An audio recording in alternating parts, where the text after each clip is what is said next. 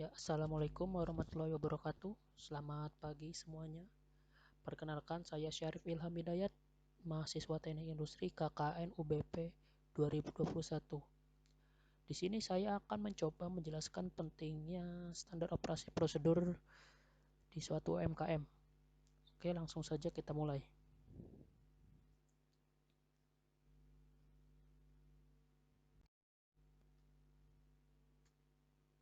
Yang pertama saya akan bahas adalah dasar hukum pembuatan SOP. Jadi, negara Indonesia itu juga mengatur pembuatan SOP dengan beberapa dasar hukumnya sebagai berikut.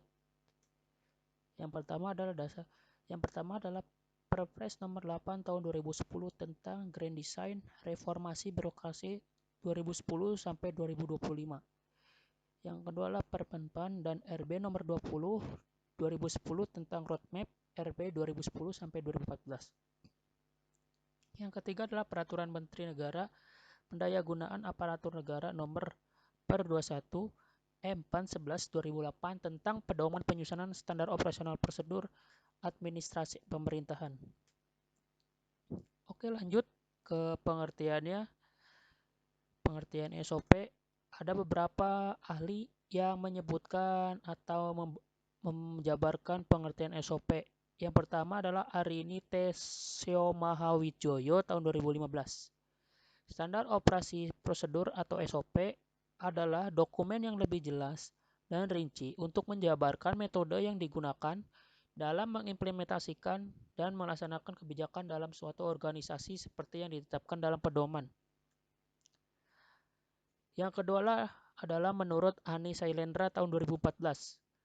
SOP dapat diartikan sebagai panduan proses kerja yang harus dilaksanakan setiap elemen perusahaan maupun instansi. Yang ketiga adalah menurut Arnani P. tahun 2016. SOP adalah serangkaian instruksi kerja tertulis yang dibakukan atau terdokumentasi mengenai proses penyelenggaraan administrasi perusahaan, bagaimana dan kapan harus dilakukan, di mana dan oleh siapa dilakukannya. Jadi intinya SOP itu standar atau serangkaian kerja yang ditulis dan dilaksanakan sebagaimana mestinya sesuai yang tertulis di SOP tersebut.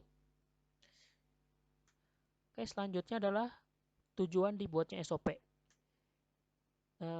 Anani P. tahun 2016 menjabarkan secara spesifik tujuan dari pembuatan SOP. Yang pertama adalah agar pegawai dapat menjaga konsistensi dalam menjalankan suatu prosedur kerja. Yang kedua, memudahkan proses pengontrolan pada setiap prosedur kerja. Yang ketiga, mengetahui dengan jelas peran dan fungsi tiap-tiap posisi, memberikan keterangan atau kejelasan tentang alur proses kerja, wewenang, dan tanggung jawab dalam bekerja. Yang kelima, memberikan keterangan tentang dokumen-dokumen yang dibutuhkan dalam suatu proses kerja. Yang keenam adalah melindungi perusahaan dan pegawai dari malpraktek atau kesalahan administrasi lainnya.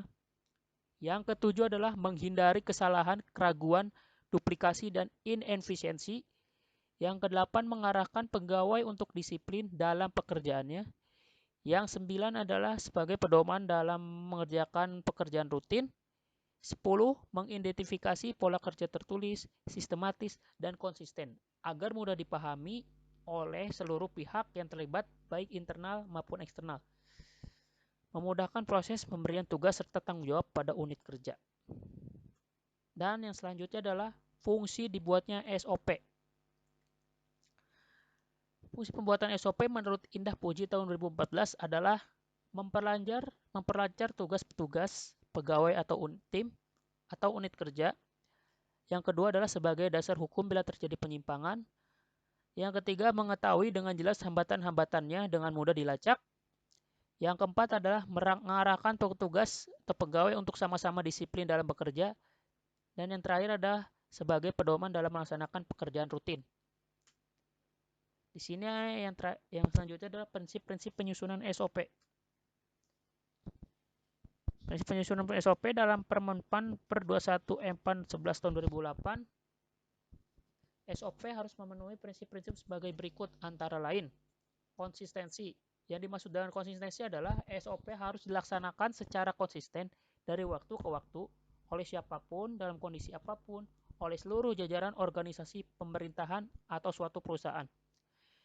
Yang kedua adalah komitmen. Yang dimaksud komitmen di sini adalah SOP harus dilaksanakan dengan komitmen penuh dari seluruh jajaran organisasi, dari level yang paling rendah sampai level yang paling tinggi.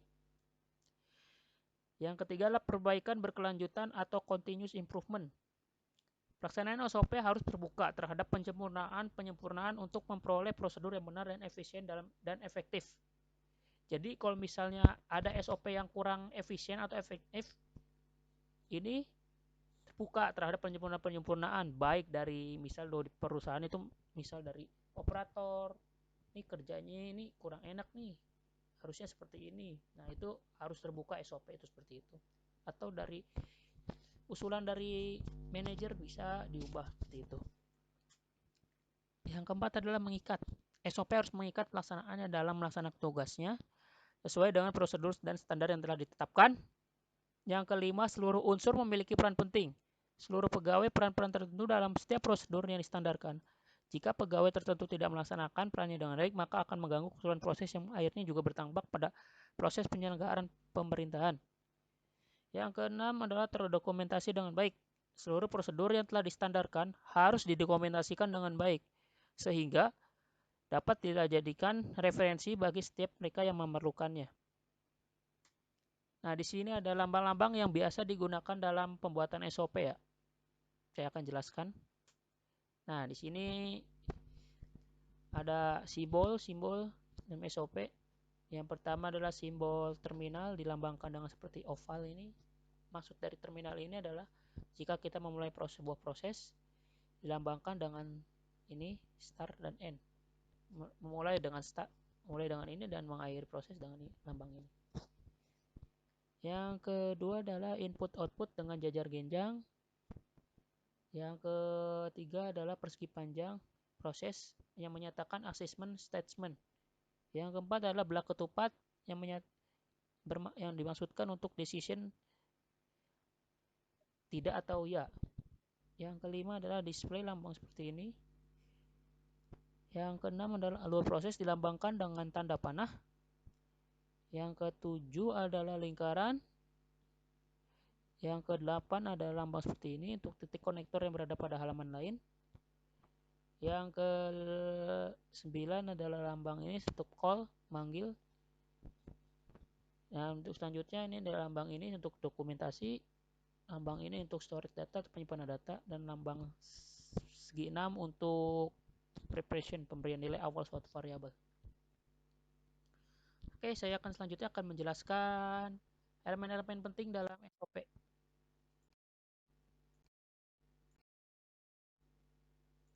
Nah, sebelum kita membuat SOP ya, kita harus membuat identitas SOP yang berfungsi untuk apa sih itu SOP gitu. Jadinya ya seperti identitas lah, pengenalan diri SOP itu tersebut, jenis SOP-nya, jenis SOP apa seperti itu.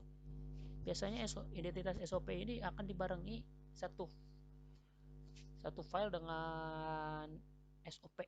Jadi ya misal kalau di print itu nanti ada satu rangkap isinya identitas SOP dan SOP itu sendiri. Oke, saya akan jelaskan di sini ada lambang ini biasanya diisi lambang instansi atau lambang perusahaan ya. Di sini karena lambang UMKM-nya Telur Asin seperti ini, diberi lambang seperti ini. Di sini departemen diisi biasanya departemen apa, produksi atau semacamnya itu. Ini ada nomor surat, nomor identitas SOP-nya. Di sini tanggal pembuatan SOP, tanggal revisi, tanggal efektif diberlakukannya SOP. Teman ini di kolom disahkan ini ada UMKM. Di sini karena UMKM ya, main owner UMKM. Kalau misalnya di perusahaan biasanya di sini manager atau leader. Nah, ini juga SOP-nya sesuai dengan SOP yang akan kita buat. Ini SOP proses pembuatan telur asin. Ini dasar pembuatan SOP, ada permintaan customer dan keberlangsungan produksi. Kualifikasi pelaksananya lebih ke kualifikasi siapa yang melaksanakan standar operasi tersebut ya. Misal dari kualifikasi tingkat pendidikannya, kualifikasi tingkat keahliannya atau yang lainnya. Jadi ada kolom keterkaitan Keterkaitan biasanya diisi dengan keterkaitan apa SOP itu dibuat. Misal SOP pembuatan telur asin. Ini terkaitannya dengan SOP itu pengantaran makan produk ke pelanggan seperti itu atau yang lainnya lah. Nah, peralatan perlengkapan biasanya ini diisi dengan apa-apa yang digunakan, alat-alat yang digunakan. Alat-alat ya, bukan bahan. Alat-alat yang digunakan dalam suatu SOP tersebut. Di sini ada peringatan, peringatan lebih ke apa sih? Peringatan-peringatan yang harus diperhatikan dalam suatu SOP. Misal NG, pastikan tidak telah mengalirnya NG kalau di perusahaan itu, jadi harus diperiksa dengan benar-benar. Pencatatan ini biasanya diisi dengan apa-apa yang harus bisa dicatat, misal pencatatan banyaknya NG. Nah, itu bisa digunakan seperti itu. Di sini kan pencatatan tanggal saat telur selesai pengabuan. Pengabuan itu proses pengasinan ya, maksudnya. Nah, di sini ada SOP-nya. Ya, pertama ada kolom nomor, kegiatan, pelaksana, baku, kapan, waktu, output, keterangan, dan keterangan gambar. Oke, saya jelaskan satu-satu. Untuk kolom nomor ini adalah nomor kegiatan ya, dari awal sampai akhir, 23 dan seterusnya. Ini ada kolom kegiatan berisi tentang kegiatan-kegiatan apa yang dilakukan saat SOP itu, kegiatan-kegiatan apa yang dilakukan untuk proses produksi atau proses apapun itu yang suatu perusahaan atau instansi. Yang ketiga ada pelaksana. Di sini pelaksana itu kayak kita di perusahaan itu operator. Nah, nantinya di UMKM mungkin ya operator atau owner sendiri karena masih merangkap ya jabatannya bagus. Sini ada kelengkapan. Kelengkapan itu alat-alat yang tadi. Misal baskom ember untuk telur ini pengumpulan telur saat datang dari peternak seperti itu. Nah, ini waktu ini diisi dengan biasanya menit ya. Tapi di sini masih saya 10 detik, nanti saya konversikan total waktunya jadi menit. Dan output ini apa yang setelah dilakukan kegiatan ini apa gitu. Jadi misalnya ini kan kegiatan pastikan telur tidak pecah ketika datang dari peternak. Nah, outputnya itu telur yang tidak pecah. Jadi setelah diperiksa ini diinspeksi, maka output yang keluar telur yang tidak pecah. Di sini biasanya selanjutnya keterangan. Keterangan itu hal-hal yang harus diperhatikan jika atau resiko-resiko yang ada jika kegiatan di di kolom kegiatan ini tidak dilaksanakan baik. Itu. Ini keterangan gambar hanya sebagai pelengkap ya. Di sini ada keterangan gambar telur ini. Jadi lebih memperjelas aja. Seperti itu. Oke. Sekian dari saya.